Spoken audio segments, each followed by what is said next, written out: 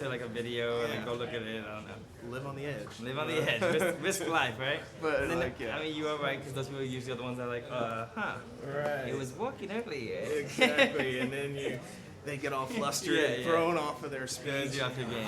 And then people are in the audience, come on, 2016, you can't figure out a little technical. Right. Do you want a beer or anything?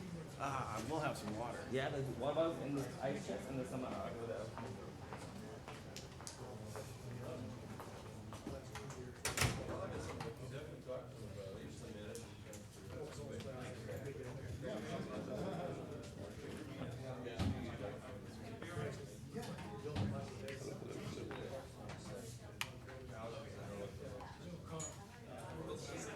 I think it was already on when I...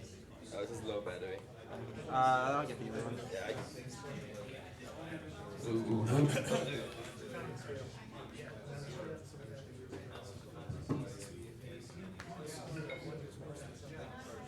Do you guys have a clicker?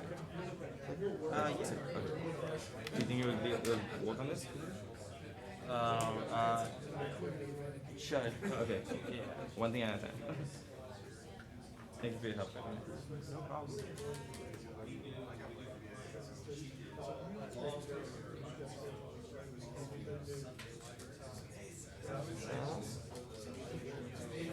Shit.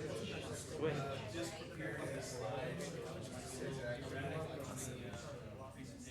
Next, I need this plug in.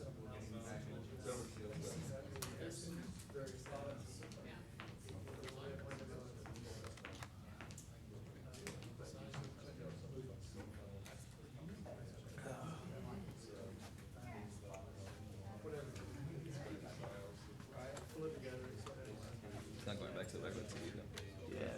What happened? That's odd. Computer's so old that it slowed everything else. It probably is. I have my iMac at home and I just work on my workstation, so. You brought this guy out? Yeah, I brought it back out of mothballs. Like, all right, he needs a laptop. I got you a laptop. Right. I figured you guys might have one. Yeah. Or they would have one here that you connect up. But If obviously. worst comes to worst, I can pull up my personal laptop and figure it out. But what was that? Yeah, I don't think so. What are you looking for? There was a ping when he unplugged. There, yeah. Well, yeah. When I plugged it in, there was a ping. It should just Okay. connect. So give me a second. Let me grab my laptop then.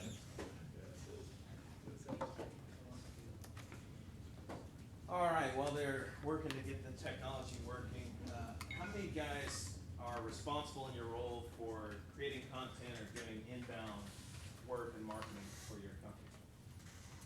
Okay. And do you have your own side project, your own business, or you work for another company? Okay. So, I guess we can just have a little conversation. What did you hope to get out of tonight?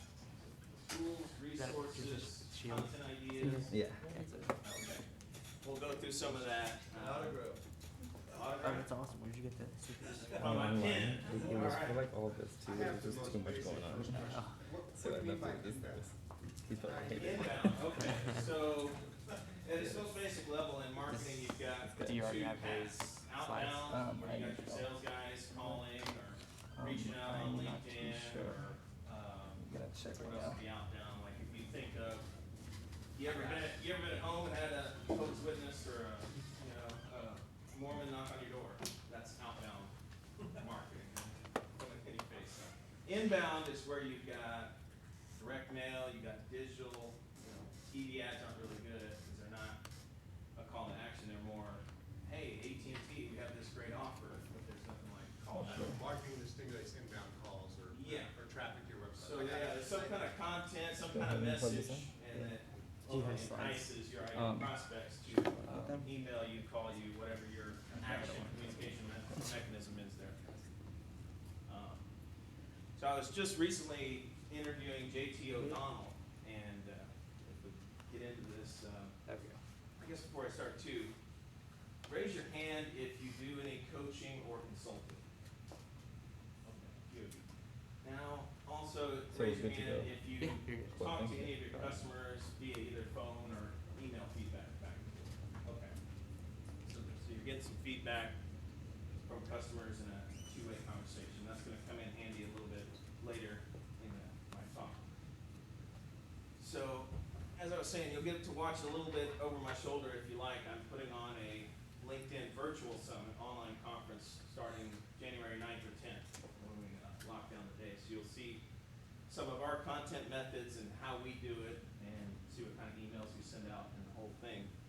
But I got this idea. YO texted me on Sunday. He said, hey, would you come speak at AUSOME? And I said, okay, I'll put something together in a couple days. We threw around some ideas. I had just interviewed a lady named JT O'Donnell. Do any of you guys do much on LinkedIn? Okay. Does the name sound familiar? She's one of the official influencers. And she's the one, as I was talking with, she went from unknown 5 years ago to now over 1.4 million followers. And she started posting in October of 2012, so a little over 4 years. And when I was interviewing her for the virtual summit, I realized how similar her process was to what we do at StandOut Authority and the type of content we create and help distribute, measure, and profit from with our clients. Okay, so here we go. Yeah, I'm gonna grab you a clicker also, but right now. Okay, you got it? Yeah, I'm gonna go grab a clicker, but right now, if you want to switch it, just press the arrow. And then Okay. go back. I'm just gonna grab a clicker. Okay. So here you can see JT O'Donnell. I am not quite there yet. I think I've got 10,524 followers on LinkedIn. But the process is pretty similar. And before we dig too deep, I like to take a look at this because I find myself trapped in it. You ever find yourself into a process and a routine, and then somebody says something or you get something different from your boss or one of your business partners and you realize, oh, that's a better way to do it. And so as you can see here, why fight with swords and arrows when you can have a machine gun? So a lot of times there's a better technology, better process that you can use if you only knew it was here. And of course I already talked a little bit about Sunday, so presentation might skip around, be a little erratic because I only had a couple of days to prep this along with my regular business operations. As I was saying, you can look over my shoulder as we're doing our LinkedIn Virtual Summit. And for a lot of you, I think there were 3 or 4 of you that didn't have a direct responsibility for content or inbound marketing or running your business. But basically, we're putting together 20 or so speakers so you can look over our shoulder how we do it. And the whole thing is how to use LinkedIn to get more leads and sales for your business. And we'll go through a 4-step process on that. So if you want some real world ideas and to see how we do it for this process, you can go there and check it out. So we talked a little bit about those of you that do consulting. Is that working or not? No, the clicker's not gonna work. Okay. Cool. All right. Do you want me to stand up here? Yeah, that'd be cool if you can. Cool. I'll just give you a thumbs up and you can go to the next Sounds slide. good. So we'll go old tech, even though we're at Capital Factory. So here's one of our clients, Ron Lynch. We did this process for him. He got a $40,000 client within 7 days, and then a second one within about another 3 or 4 days after that. And just to let you know, I don't know if you raise your hand if you do a lot of like paid advertising, either online or offline. Okay, so a few people. So content is more of a longer, sustainable game. So if you're on an ad, obviously you know you might put $100 in today and get 110 back out or 1,000 in. Content is more sustainable. A lot of times it takes a little longer to grow and build momentum. So certainly can't guarantee this happens on every content piece you publish, but it is possible. So here you can see also practice what I preach. Here's a few of the articles I published, 14 on LinkedIn. You can see some of the reader numbers, multiple thousands. Obviously some of them did better than others. And we'll get into why this is important when we get into the framework. So raise your hand if you would call yourself a celebrity. Now not like we're talking with Warren Buffett, Bill Gates, or even a guy by the name of Trump. But if you, in your industry, in your business industry or your topic, if you're fairly well known, raise your hand. Okay. So we'll take you through a little process that can help you get to that point, and I'll share with you why it can be very beneficial. So here's the four-part framework. First, we're gonna, how do we create quality content? And we'll get to that point when I ask you if you consult or talk with customers. That'll be an important piece. Second, distribute, because that's a big part of the game that most people don't think, how am I gonna distribute? What's my plan and process? Third, how do you measure? And keep in mind, obviously, fourth, from the very beginning, profit. Because, again, with ads, you know pretty instantly whether you're successful or not, and you can adapt and change the game. But a lot of people with content, especially 72% of CEOs, believe that CMOs and marketing people don't have a positive ROI mindset for their marketing. So you want to keep the profit and positive ROI in mind before you start this process. Okay, so why content? This gets to a little bit of a couple slides ago. People expect, education. They want to learn stuff. They want to see valuable stuff from you, not just, hey, I got this really cool product, buy my stuff. People are a little turned off by that. So the expectation now is you're going to provide some education, some things about whatever you offer that can help them, some education before then, maybe tips or mindsets that they can use. And then they say, oh, okay, you know what you're talking about. I'm going to go ahead and buy your solution because I trust you now. It's one of those things that can really start your leadership, and we get to that ultimate lever that Donald Trump, even before he ran for president, he was fairly well known, Robert Kiyosaki, and Warren Buffett. Because you'll probably notice if Buffett buys into a stock or recommends something, a whole slew of people just jump on board. They don't ask a lot of questions. And so if you can approximate even a fraction of that for yourself or for your business, or you can make a recommendation to your audience and they don't ask a lot of questions, they just do it. That's a power position. That's where content can really work for you. Here's the problem. I don't know if you can see how small that is, but basically in 2013 and 2014, brands and people created 78% more content. In 2015, it was another 62, 63%, and 2016 will be around the same number. So basically in 3 years, content, the volume, the ocean of content has doubled. So the supply is vastly expanding, but the attention and the demand is roughly flat and finite. So you can see obviously the engagement has gone down, which creates a big problem because content costs quite a bit, whether it's your time, somebody on your team's time that you have to pay, and or money that you're paying for outside writers or video creators. All right, so here's the next question. Have you ever created a piece of content you thought was absolutely killer? Your customers are going to love it, your prospects are going to love it, and then it just landed with a thud. What happened? I worked my ass off on this, 10, 20 hours, spent all this money on it. Why did it go nowhere? Because you might have heard some people still say, oh, we're in the information age, but not anymore. We're in the attention age, and content is not king. The content with a specific design, and of course the 4-step framework that you're going to use to distribute and measure it is what's going to make yours stand out and garner some of that finite attention where your competitors are not. And you're going to do that as we get back to that first question where I said, do you coach and consult? Do you have any feedback with customers? Because you're going to be able to find out, hey, what are the questions they're asking? What are their pain points and problems that you can focus? And then you have that intention, you know what you want to design your content around.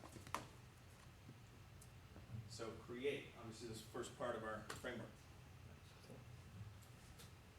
So keep in mind, as you can see there, 3 appeals that you want to weave into your content. You can only get 2 out of 3, and you get 2 out of 3. Logic is usually the easiest, because that's what a lot of us learn in school. You can cite science, or you can cite stats and research, and there's a place for that. You need that for validation, but you're going to be a lot more effective and a lot more compelling if you appeal to the heart with their emotions, and if you can weave in humor. Like you can see, it's kind of a funny picture. I don't know what kind of face Donald's making, and Hillary's got a super fake smile look on her face. So just funny little pictures like that, little videos. Of course, you want to make sure they're relevant to the piece that you're offering there. get into the creation, I think, the next thing I was gonna talk about, we get to that point of the customer feedback and the 3X rule. And I was talking with JT on how she's built those over 1.4 million followers and what we do for our clients.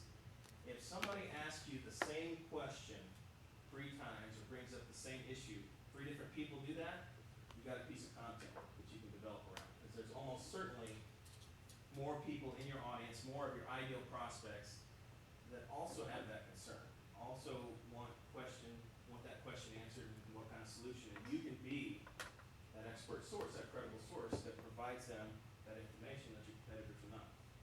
Next slide. And this gets into the two-way conversation. When you publish this, say you publish it on your website, blog, and then you post it out on your various LinkedIn, Facebook, Twitter, you can see the comments, see what kind of questions. A lot of times people will still have some questions. Maybe you didn't quite deep dive enough, or because you're the expert, you're in your business every day, you have insider knowledge that gets a bit of a blindness that, oh, everybody knows this information, but people on the outside don't. So that two-way conversation shows that you're paying attention and also unearths a lot of valuable data that you can say, oh, I need to do a deeper dive on one specific topic inside of this article or video. So maybe you had 3 or 4 pieces of content and you thought it was just one. And I get into this, the part about being sustainable. One ring does not rule them all. So you're probably not going to create one book or one article that launches your business 20%, 50%, 80% higher. You want to make sure you have the mindset of, hey, I'm going to need to do a series. I'm going to need to have some consistency in this process, which I'll talk about a little bit later. So now we get in, as we're in the creation mode and creation part of the 4-part framework. What format? You guys, raise your hand if you like to read or you don't. Okay.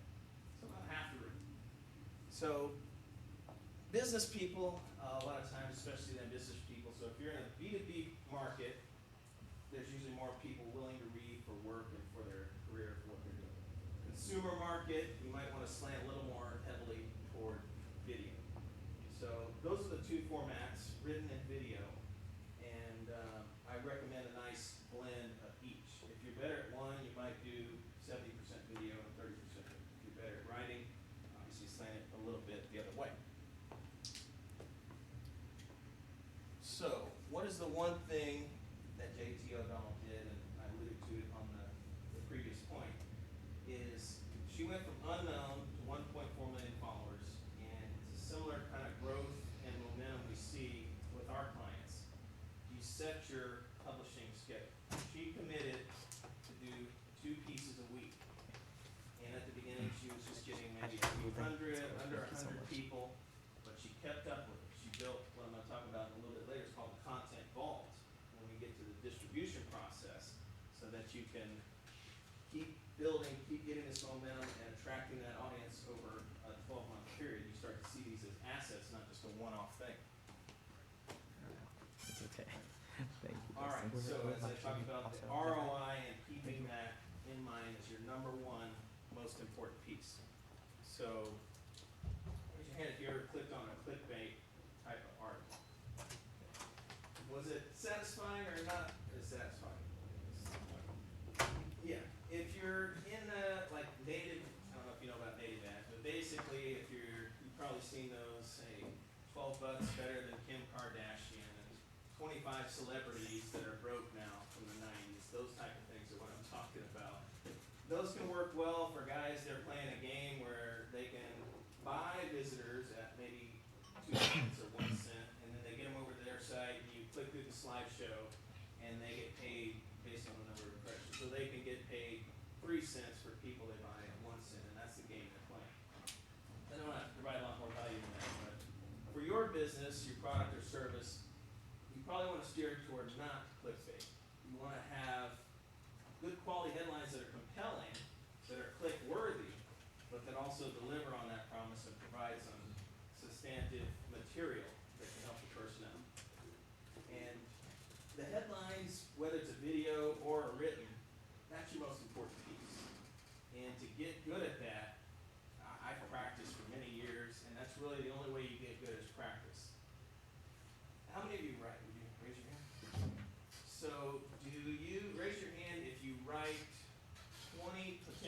titles for your article before you start writing the article. Okay. So if you're gonna deliver not a clickbait type of headline, I recommend you write 20 or 40. You've got an idea for a piece of content you want to create. Write 20 or 40 compelling headlines before you even write one piece of the article or the video script, because then you can build your material to deliver on that click-worthy headline and that promise you made. And for some reason, this seems to be counterintuitive. You get an idea, and I know I get excited. You just want to start writing stuff down. But this is a much better way to do it and deliver better for what people want.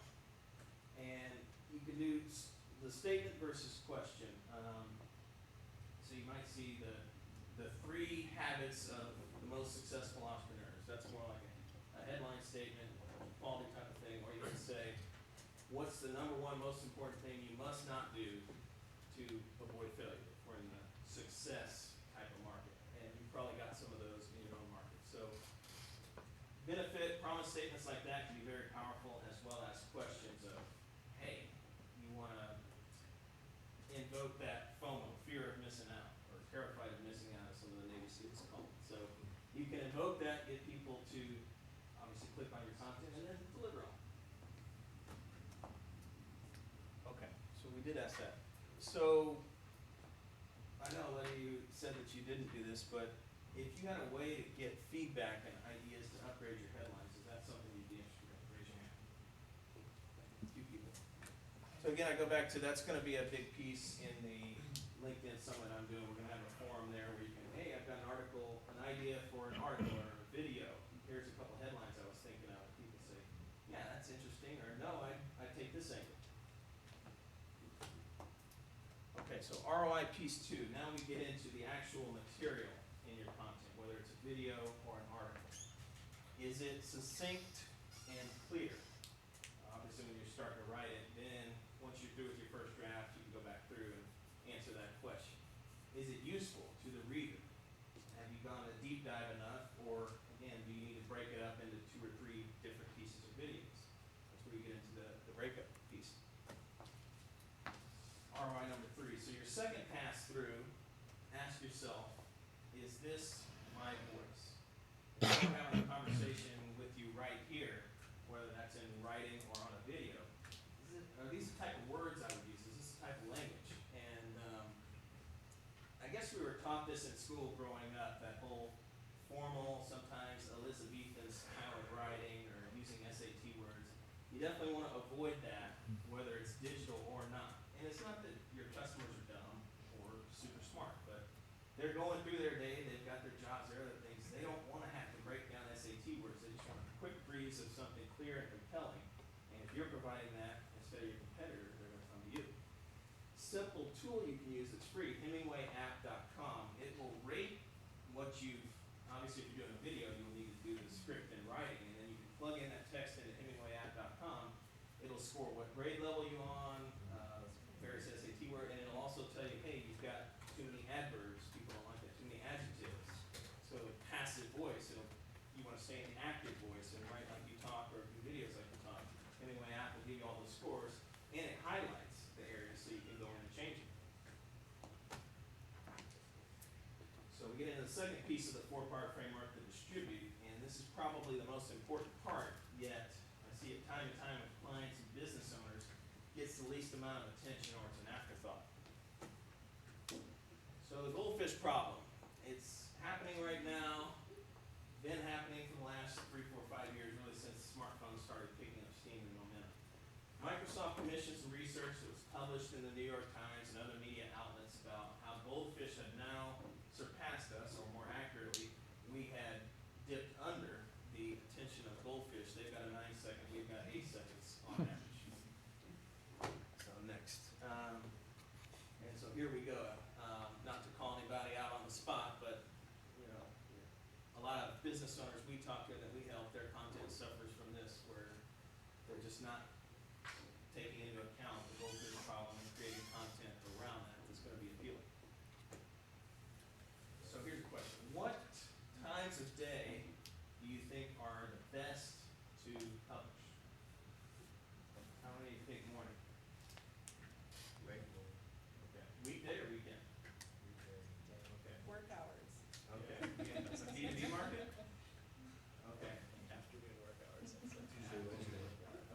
Okay, next slide. So as we're talking about the solution and the distribution, you want to build a distribution process. And this is going to be for the launch and for after the launch. And I asked that question, somewhat of a trick question, because the time of day is going to be specific to your business and your industry.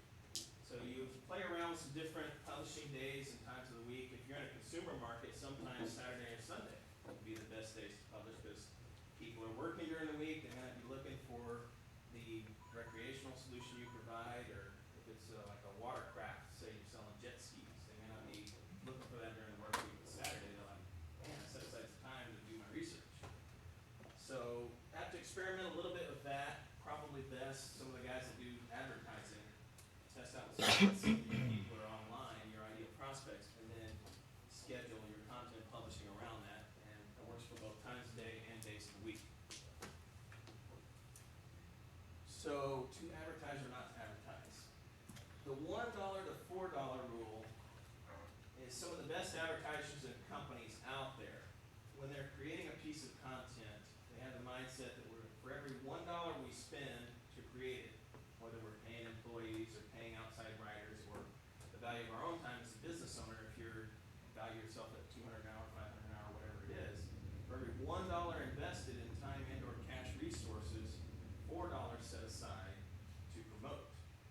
So you got the 80-20 rule. About 20% of your time and resources should be in the creation, 80% to the promotion, because that's the biggest problem is getting that attention.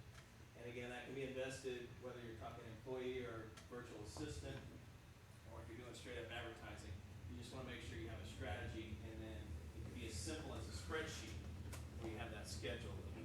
Here's when we're publishing, and your VA plugs that into schedule to post on your website, and then whatever blurbs you create go through Hootsuite or Edgar, some of the other tools that can publish it out to your LinkedIn, your Facebook, and other places.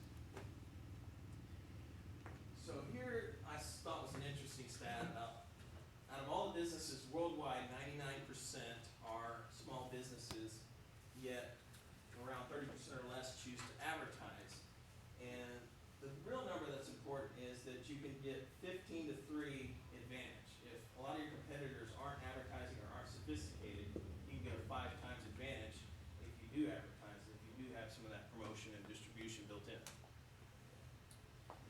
And you probably think, well, what about the ad blockers? People hate ads, they don't pay attention to them. That is somewhat true. The one thing, even if they're not clicking on them, it adds credibility to your message because they say, oh, these guys obviously must know their game, they must know their industry because they can afford to pay for advertising versus some other guys that don't see advertising. So this amplifies what you're doing, and if you do something called retargeting, not to get too technical, but if you know a little bit about psychology in business, you've got to communicate with somebody 7, 8, 10, 15 times, depending on the research you read, multiple times before they start to remember your face, start to remember your message and say, oh yeah, Bill, he does mortgages. I remember that now, and I've been thinking about refinancing.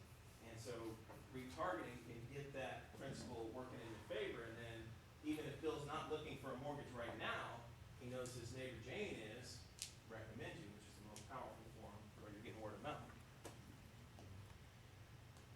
Co-branding, again, in this distribution process, think about some companies or bloggers or potential players that are influencers and have an audience that maybe do something that complements what you do, not a direct competitor. Like if you're AT&T, they probably would co-brand with Verizon. But if you've got somebody like Caterpillar might co-brand with construction companies that use their equipment to do various pieces of content. And I would say you can start thinking about this before and during your creation process. Who might be good where you could contact them and say, hey, I'm working on this article. I've seen the type of stuff you publish. I think this would be very useful to your audience. And here's what my audience is doing. Would you like to prepare something? And you can publish mine on your website and promote it. And we'll publish yours and promote it. And agree to, here's how we're going to promote. We're going to publish this many times on LinkedIn. Well, why ask, why not just promote it? Because if it's a big brand, it's like co-citation, and you're just throwing their big name into your. Well, that's the key too. You got to make sure that that's equitable. So if they're on a similar level to the amount of audience or a little bit less audience, or like you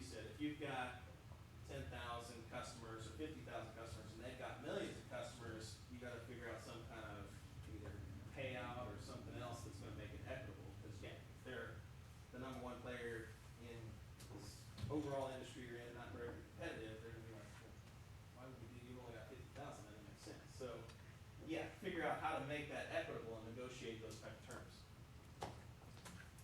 So, I talked a little bit about, again, shifting that mindset to content as an asset instead of just a one-off or something you do here and there. This gets into the third piece of our framework where we're talking about measurement. So here's a question for you. Do you measure your content's effectiveness? Raise your hand. Okay, Mike. What do you guys look at? What type of metric to say, yes, this is effective, or no, it's up? Click rate, basically everything that's read, we can even see who shared it. We can narrow down actually how many times people subscribe based on how many times they share on social media. Okay. And do you have a specific number that, hey, a percentage, or like we need 10 people to subscribe or 100 people to subscribe, depending on what piece of content you develop? No, it's just all there, per each campaign. Okay. Yeah, I'm glad you said subscribers, because there is a lot of focus on, oh, hey, we got this many likes, or we got this many shares. Those could be nice, but that's more of like a surface level, and I don't know if you've ever attempted to pay your mortgage or your rent with likes, but it doesn't go over too well. So, much more focus of what we do and what JT and a lot of the top players are doing is, it's the followers or the subscribers, because they're moving down that path. Hey, they're gonna hear from you again when you publish your next piece and your next piece. Those are the people that are more engaged, that are gonna buy and turn into profits. So that's where you really wanna focus on what you measure. So I'm gonna talk about the 1,000 metric. And the first thing is, don't be rerun afraid. A lot of people I talk to, oh, we published it on our Facebook, and we published it on our LinkedIn. I said, okay, how long ago and how many times? One time when we launched it. So you want to be a little more professional and think of the 5-day, not the 3-day rule. Anybody ever heard of the 3-day rule? I think it was in the 90s or early 2000s, there was a movie called Swingers, and they talked about, oh, to meet a girl, you gotta wait 3 days or you seem too eager. No longer the case in our digital age, but in the context of this conversation, you wanna think 5, 6, 7 days. When you publish an article, be willing to post it on your Facebook, day, and LinkedIn at different times of day, maybe morning, noon, and evening, and multiple days for 5 or 6 days after you publish it, and then work it more into your rotation, maybe 7 days later, 21 days after that. Have a calendar as you're building your content of how you're gonna republish it, because that's gonna build the momentum. And even if people see it the first time through, they're not gonna get mad, because a lot of times they're doing something else, they've got something else grabbing their attention. They say, oh, I'm gonna go back to that, and then they forget. Then they see it the next day or 2 days, like, oh, okay, now I gotta click and go ahead and get on this, because it was important to me. So, think of your content like a fine wine that's gonna get better as it ages and gets more age on. So, we're thinking about 12 months as you design that piece of content. Some of your content might be newsworthy, and you don't wanna do this, but a lot of your content is gonna be evergreen, it's gonna be principles and foundations. If you got a solution to a problem today, it's probably gonna be just as relevant a solution if they do it 6 months from now or 12 months from now. So that's how you wanna think of when you're creating your content, and then your distribution process over the next 12 to 18 months. I had this little content treasure map, and whether it's you or your VA, again, we get into the attention. Each hour on Twitter, maybe 2-3 times a day on LinkedIn, Facebook, what are you gonna be publishing? And as the owner or as the person accountable for content, what is the blurb that's gonna make sense to your audience on Facebook that goes with this piece of content? What little blurb, 1 or 2 sentences, is gonna be most effective on LinkedIn? It's probably different, because they're 2 different audiences and mindsets. And then Twitter.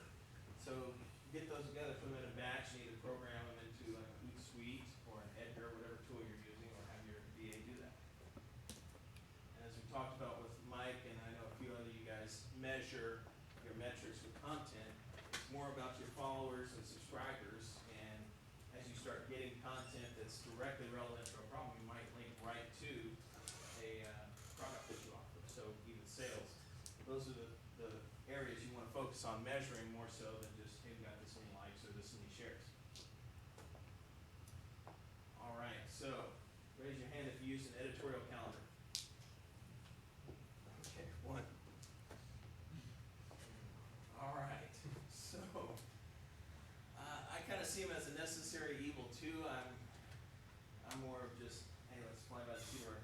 you've got to have some kind of a process in here, and editorial calendars really are a necessary evil. Because you want to be a professional versus a hobbyist. Again, we talked about that problem with the huge supply, the ocean of content, and the finite demand is probably going to stay about steady for the next few years going forward. If you're going to stand out, be noticed, be read, have your videos watched, you've got to come at this at a professional level, because a lot of your competitors don't have a serious process. They're approaching it as, oh, content marketing is just something we do. Is your business seasonal? You can start planning your editorial calendar, like say if you had an air conditioning company. Here in Texas, about March or April, you want to get very active publishing, because that's when people are checking to make sure their AC works, the filter works, and it's going to be cool when I flip the switch and say, hey, I need it to be at 70 instead of 95 outside. Now, that runs through all through the summer and September, maybe a little into October. A lot of people down here don't check the heater or the furnace much. You just figure it's going to come on. In the north, it's a little bit different. So, depending on your industry and business, what are those seasonal times? Are there seasonal times? And plan to ramp up or lower down your editorial calendar accordingly to your budget. Because we want to go, even if you're not at ground zero, you want to build your content goals. And so if it's not where you want, where you can publish at your editorial calendar, and you have enough to promote of all of your own material, I'm not even sure you should do that. Maybe even if you've got a full content vault, maybe 20% of other complementary stuff, so you're not just self-promoting. But if you're not at that point yet, think like, imagine yourself in the shoes of a museum curator. And again, you can also tie this in with co-branding. Who are some of the other people you respect or that you would like to work with that have published really useful stuff that your audience would find very useful and helpful? Publish that into your mix along with your other stuff, so you've got more activity other than just your own stuff, and it's useful, and you're showing your brand, your company's images and logos, and your own images on your LinkedIn and Facebook, so they're seeing you over and over, and again, you're occupying that mind share. So time allocation. Obviously, time is our most valuable resource. How can we do this, and how long is it going to take? Certainly, I recommend to clients to do two pieces per week. One written, one video. I mean, some clients do 2 videos, some do 2 written. As you're starting out, it might take you 4 hours, 2 hours a piece, or even 4 or 5 hours a piece.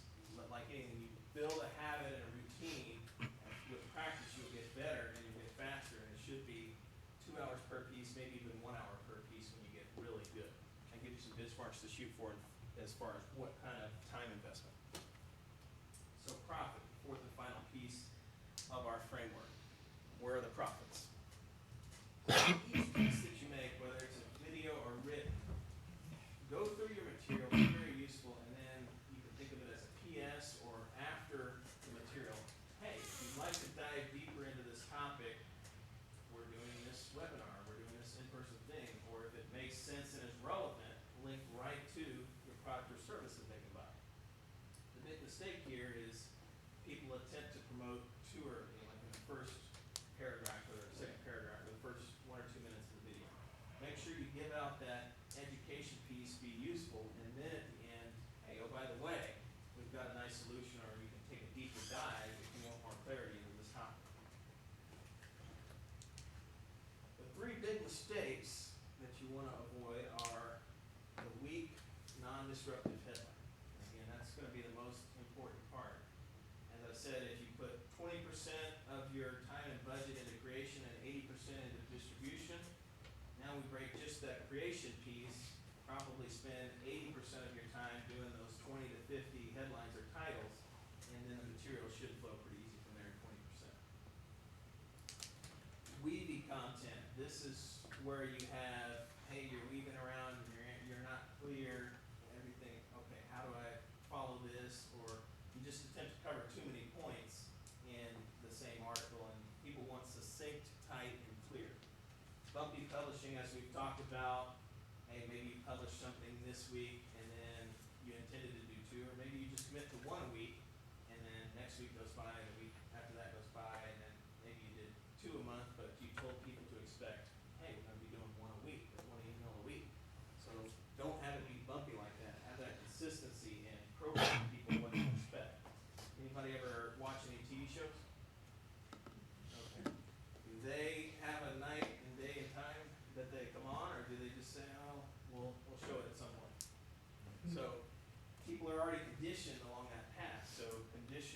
customers and prospects, hey, we're gonna publish at this time, here's when you can find our broadcast. So to recap, when we talked about how to create clear, compelling content, and as you're talking, get feedback from customers, 3 people ask you about the same question or same type of topic, distribute, having that process where 80% of your resources are gonna be geared toward the distribution, whereas most people that are on a hobby level or an amateur level or don't put a lot into this, do 50 or 80% on the creation and then not much on the promotion.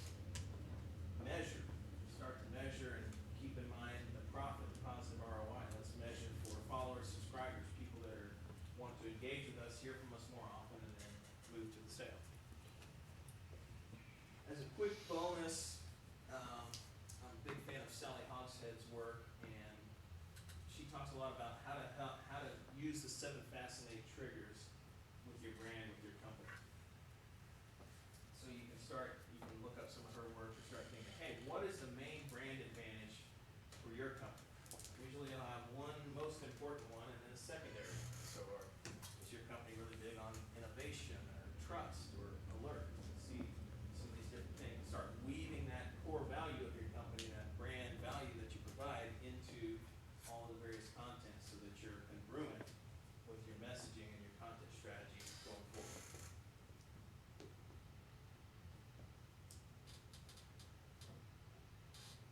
Get it? Yeah, thanks. All right, so now I invite you, if you're wanting to do some content strategy, you can certainly ask me any questions about that. Your company's looking for more reviews, want to re-engage current and past customers, start getting recurring revenue.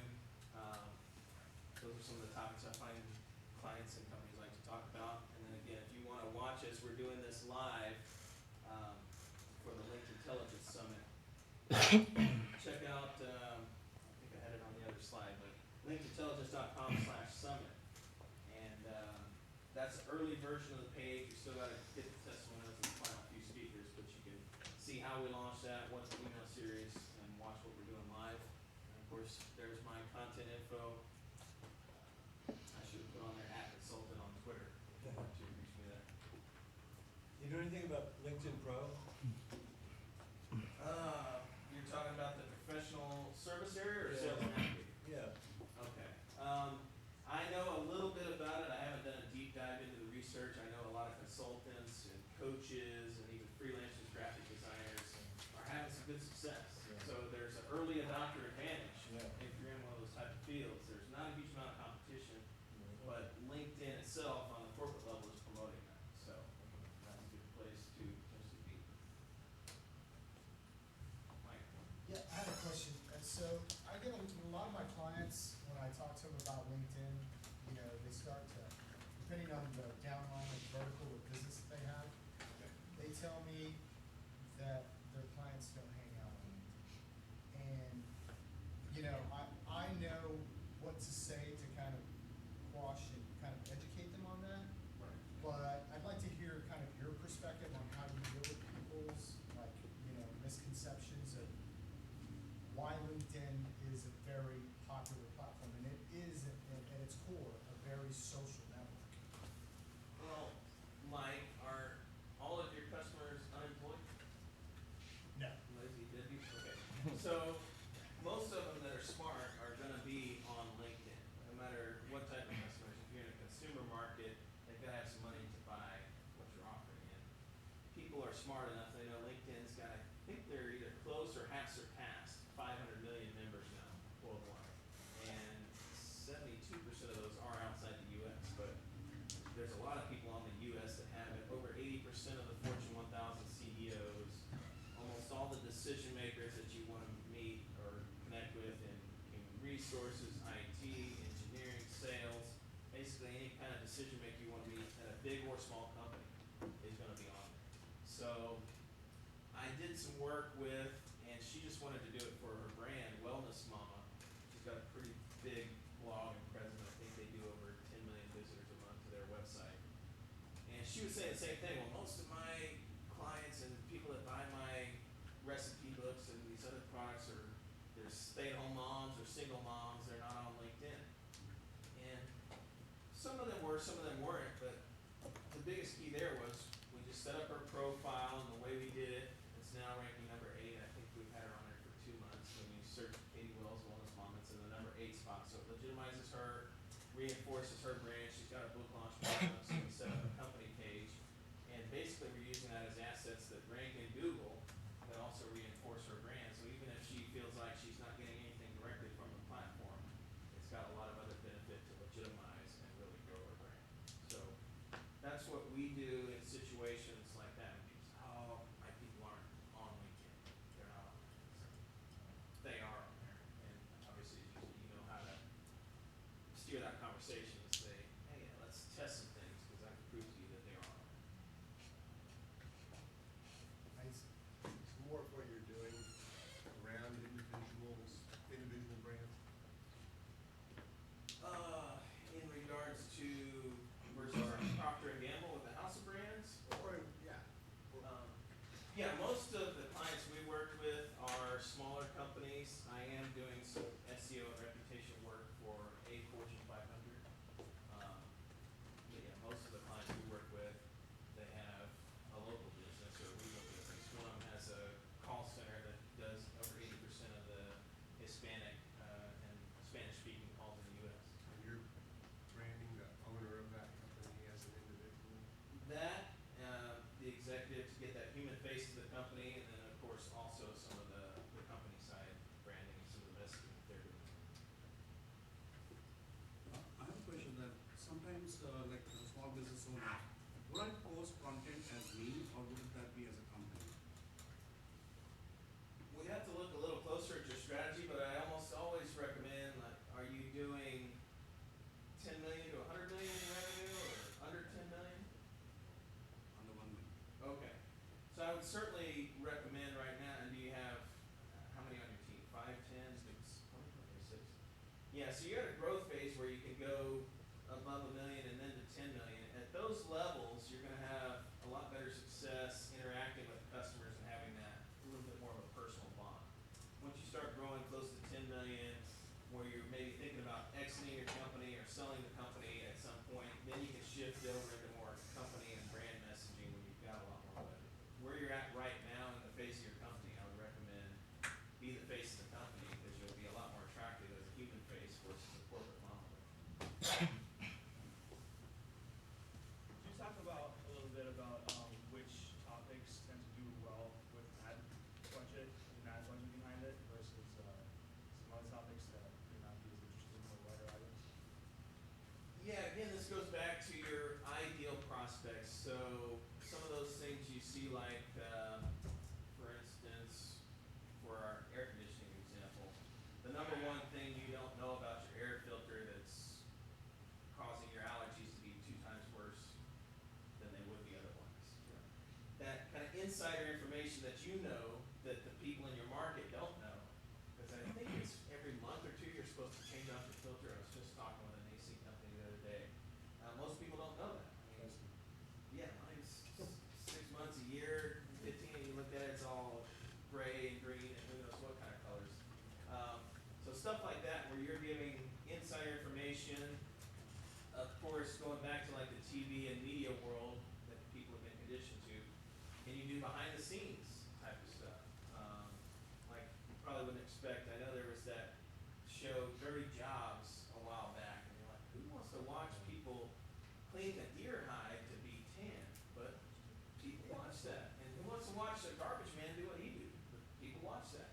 And that show Ice Road Truckers. Who cares about people watching people drive an 18-wheeler, but it's been on the air for, I don't know, 6, 7, 8 seasons. So people watch crazy stuff. So if you can do that behind the scenes of your business and what you do, people like to learn stuff, even if it maybe seems stupid to us on the outside. There's somebody out there that likes to learn. So those are 2 good areas. And then if you've got the pain and the problem, like if somebody's got back pain, if you're in a market where you've got herbs or a natural solution or even a pharmaceutical solution, you can see, of course, when people are in pain, even on some of those commercials, hey, this thing may help lower your cholesterol, but you'll have ear bleeding, nose bleeding, anal leakage, you know, all the whole things for 25 seconds of the commercial, and the 5 seconds, it may help. So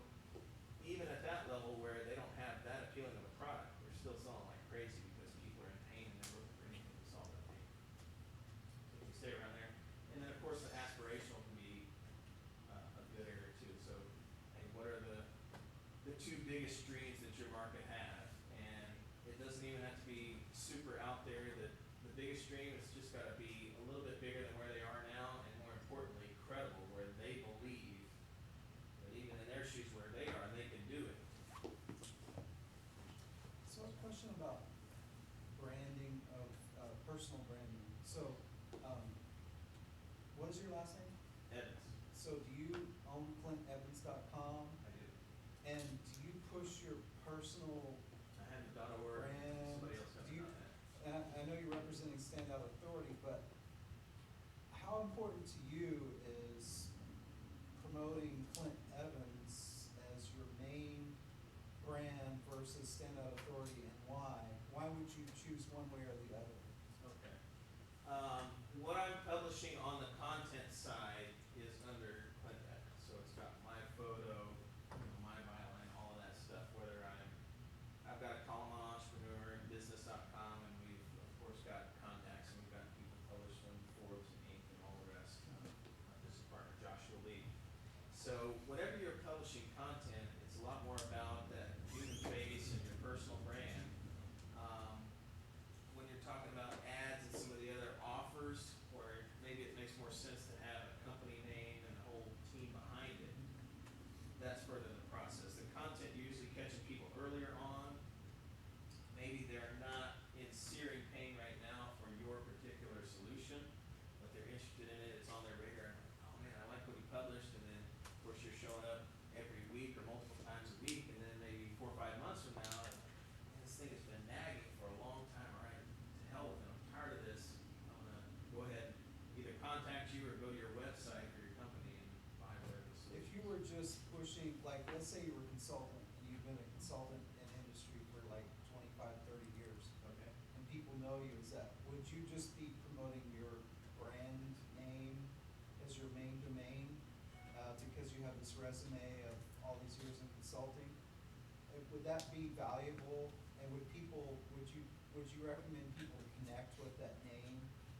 Like the Clint Evans, let's say you. Clint Evans Consulting? Yeah, let's say that was your company, would it be better to come up with something, totally different? I mean, when do you tell people to push their name because of their resume of what they've done, even if they're not gonna be a public speaker? Yeah. But maybe they're kind of been in that industry a long time, and people might know the name, like you get an email from Clint Evans, oh, been getting Clint's emails for years, and he's been to various companies, now he's just Clint Evans.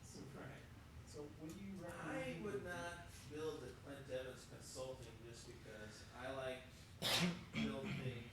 Not that I would sell them, but if I want the option to sell a company at someday, I would do that. But like he was talking about, when you're at that phase where you're under 10 million in revenue, you can sell. I got a business broker I work closely with that sometimes they sell businesses under $1 million, but really you start to get the interest of business buyers when you're at $1 million, and then really you open up a whole new world when you're at 10 million in revenue. So under those levels, I think it's very important to have that personal brand, that personal face of the company, so you can grow, because that's the biggest lever to growth. And then once you start getting where you've got enough capital that you can do that branding, get your logo, do some of those direct response type of offers, then you can use capital as the lever to grow faster versus I don't think I'm getting my question out. When do you feel like your name carries enough clout? You asked if you're a celebrity. Well, maybe I'm not a celebrity, but maybe I've been doing something a long time, and if somebody gets an email from me, and then I change jobs or change companies, and like I've bounced around. But the one thing for sure, I'm always gonna be Clint Evans. Does that ever become like its own entity, like Donald Trump, or he may not be as famous as Donald Trump, but is there a point where your name becomes more valuable than your latest, thing you're rolling out? Yeah, you should always be building that, especially in your career. It sounds to me like you've done consulting for 20 or 25 years. So your name is what's going to carry that cloud. You can attach it to a certain company or brand of your choosing, and then of course Well, I haven't. I've done a whole lot of your other reputation things, and resume yeah, on the line for them. done certain things. But But yeah, that's what I would keep building. Make sure you maintain those connections, and the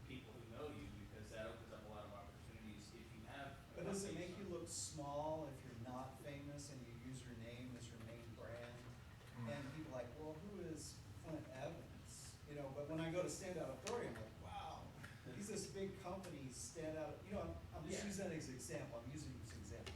Well, it gets back into the difference between in your industry and with those people versus trying to be brought like a movie star or Donald Trump that's known by a wide Or audience. Tony Robbins. Yeah, exactly. He's even transcended now and known by a wide audience. Have you ever heard of Dan Kennedy? Okay. Well, he's very well known.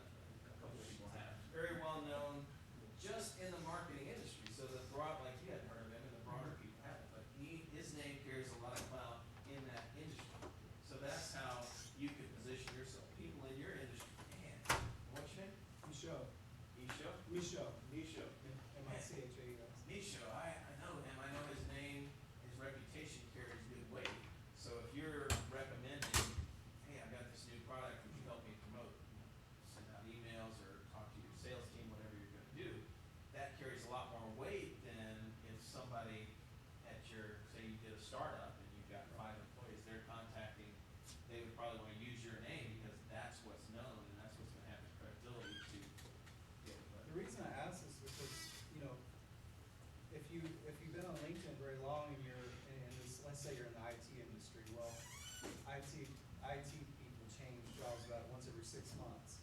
And you don't ever really know what company they're gonna be working for, but you know the name. Yeah. And if they wanna start their own business, you know, that would be, it just seems like, you know, the branded domain would be a really good complement to that. Absolutely. I don't know how popular your first name, last name are, but yeah, if you don't Not have the that much. .com, I would Not that recommend much. you get the .com, if at all possible. And obviously, if somebody named Robert Jones, that probably would take a long time, but, if at all possible, you get the .com or your name, I highly recommend it. If not, you can call yourself the Misho, whatever .com. I've had to do that on LinkedIn because there was already a Clint Evans, so I had to do linkedin.com/the Clint Evans. So sometimes you have to do that. But certainly in the consulting world, if you've worked a lot of jobs, maybe you're gonna start a company, maybe not, yeah, keep your personal brand, your reputation at the forefront. And then if you do decide to start a company, you can grow it with your personal brand at the forefront until you get to a certain level, and then you can transition it more into the company. Good question. This guy had a question. Your question?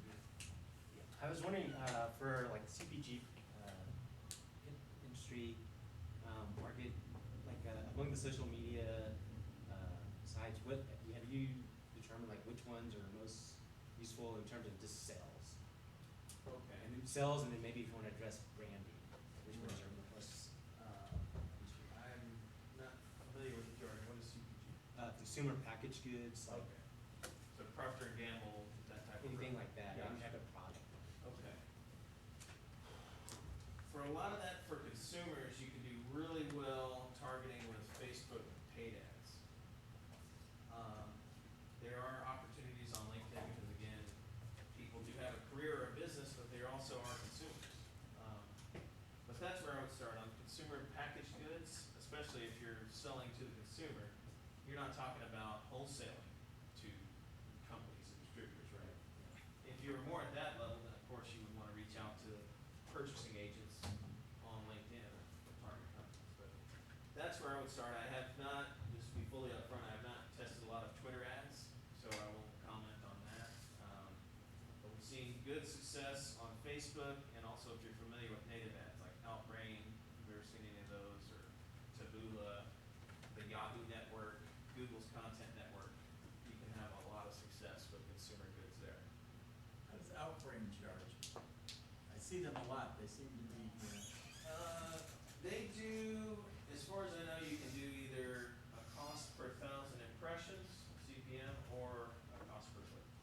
So it depends again on your industry, how many people are bidding on that, and how much you can pay per click. oh, that's bid too, like Google. Yeah. And is it, you think you get better results than Google or not? Again, you have to test, but one thing I will say about Outbrain and Taboola is the testing and the people I've talked to, it's very good for a consumer. So if you're business to consumer, you can kill it there. Business to business, not as good. I mean, you can earn a lot of money, we've done quite a few tests, so you wanna stick with LinkedIn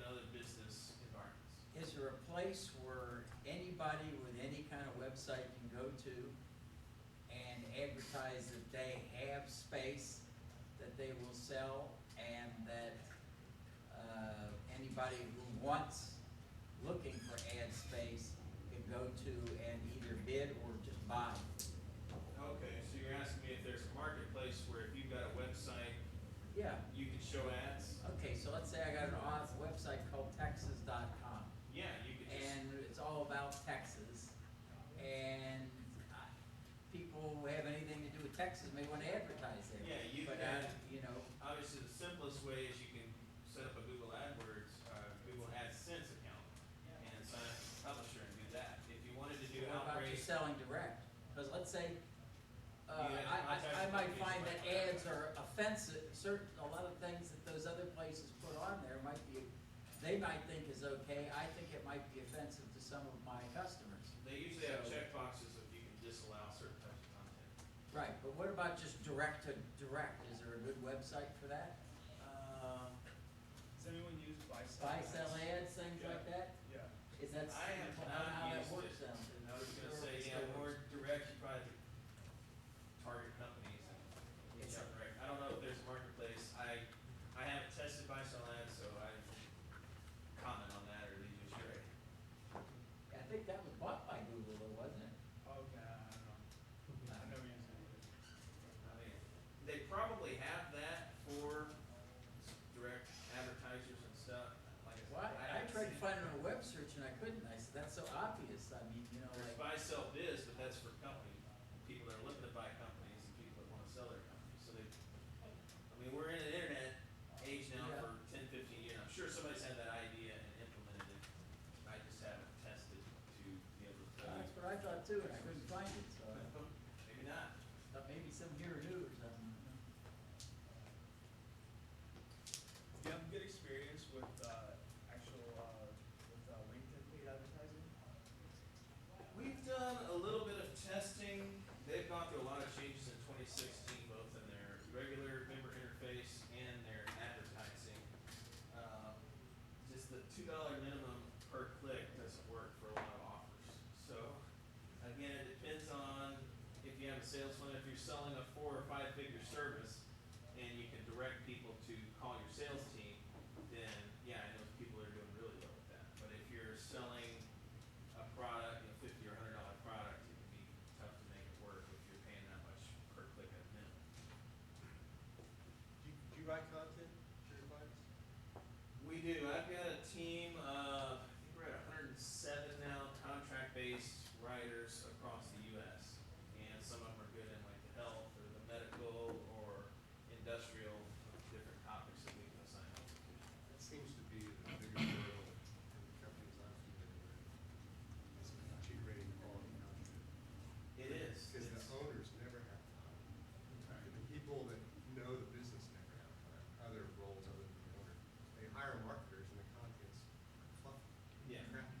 So, What we do That seems is, to work. yeah, we do phone interviews. Like if we're working on a book, I mean, we're doing a book for a real estate agent now that's in the editing process, and hopefully we'll launch that Q1 or Q2. It's kind of on him for some of the edits and approval, which, as you know, with clients, you have to sometimes work on their time schedule and give them a little push. But we do recorded phone interviews because for that same problem, we like to talk either to the owner or to somebody who knows a whole lot about the business, have an agenda, record the phone interview, so it's a 20 or 30 minute or even 10 to 12 minute phone call with the owner, and then we have our team transcribe it, have our writers, get it into a better organized written form, because sometimes in a conversation you bounce from point to point, get it in a good written organized form, and then you've got something straight from the owner, type of words you use, your personality, your voice, versus just like you said, a marketer putting out a surface level piece. We have time for one more question. Okay.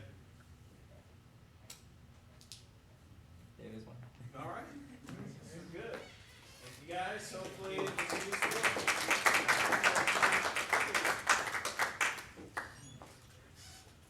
Cool. nice enough to get the microphone. I know, right? You just were doing so well without it, so I was like, I guess he's got it. Fairly loud guy. I want to give you a contrarian point of view to content marketing. Okay. Giving away too much Help yourself to beers, everybody, if you want any. They're just knocking you off, copying you. Hey, Wyatt, do you have my, Yeah, everything's over there. You're arming people that can be against you. Because, I mean, I do that as a marketer. Right. I believe everybody's crap. Yeah. I'm not a television, never will be. Exactly. And so I know if you're a technical company or a service company, if you're in that, the competition is really as much as your prospect. Yeah. So I don't get it. I don't get it. For a couple of reasons that. Better late than never, they say. And it's doubled the last couple of years. Huh? What's the trajectory? I think? Yeah. What do you specialize in? My third point of view is, where does it fall in the priority of what we make? You know, it's really relationships. And, you know. What kind of- I'm not marketing. You have your own company? Yeah, I have You my work own for company. clients? I or have my you own company. a and I CMO? work for clients. Yeah. Okay. I have my own business. Okay. And, you know, it's mostly B2B. But I'm getting into the digital marketing. I have a consumer client now. I'm doing paper for a lot of But I get it for the celebrity, personal brand. That's all, I get that. Yeah. You're gonna monetize a personal brand for publishing a book. I get that. But for businesses, it's way down the priority list. And because of the time investment and the contrarian view of it. But anyway, I just wanted to, I'll talk to you about it. I'm gonna call you, because I need to figure this out for my wife's business and for another client of mine. What's the name? You And if got a I'm, no, I don't. If I'm convinced it's worth the investment, I have some rich prospects, but I'm not convinced. I You'll have like to it, convince me. yeah, I like it as a compliment, obviously, like you said, if you've Right. got paid advertising that's bringing in some revenue, Right. then as a longer term foundation, Right. you invest some of that, reinvest Right. in your content, but certainly You if know what you've you're got, doing. If anybody's gonna convince me, it's gonna be you. if you've got specific IT or specific intellectual property that is trade secret critical, and that's really hard for me to get on board with that these days, because almost any company or technology can be knocked off in 30 days. Okay, a few pharmaceuticals